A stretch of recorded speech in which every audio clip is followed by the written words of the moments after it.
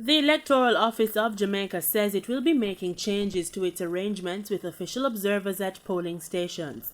Director of Elections Glaspole Brown says this is to prevent a repeat of Monday's situation during the Clarendon South East by-election, where persons aligned to the People's National Party were seen wearing white shirts with the word Observer printed on the back.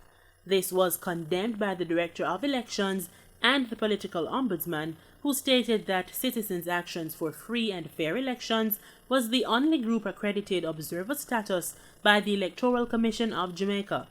Speaking Tuesday on Beyond the Headlines, Mr. Brown acknowledged that the wrong impression could be given to the public that the observers were accredited.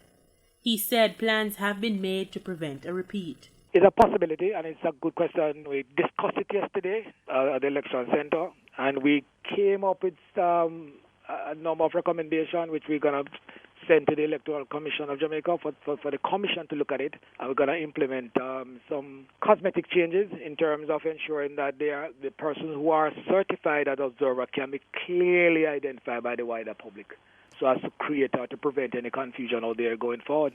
And Mr. Brown highlighted the role of the Electoral Commission in dealing with the situation. What came out yesterday was from the election center. The election center is a grouping of persons that meets every election, be it general election, local government election, by-election, critical stakeholders, the police, the army, cafe, the political parties, the churches, etc. So it's a grouping of individuals. It is co-chaired by myself as the director of election and the ombudsman.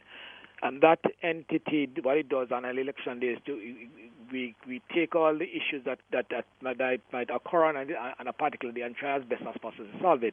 What will happen in terms of whether or not it's a concern or how the Commission will address it, certainly a report will be made to the Commission when it meets next, and then we'll take it from there. The Director of Elections also explained the plans for training and public education. That will happen, and certainly in terms of the notification that in an election scenario, prior to an election, will educate the public, that the public can know what and who to look for as an observer going forward. And PNP Caretaker for Clarendon South East, Patricia Duncan Sutherland, issued a statement Wednesday. She says her intent was, quote, not to interfere in any way or obstruct the law or legitimate rule and regulations imposed by the Electoral Office, end quote. Mrs. Duncan Sutherland says she realizes her actions were inappropriate.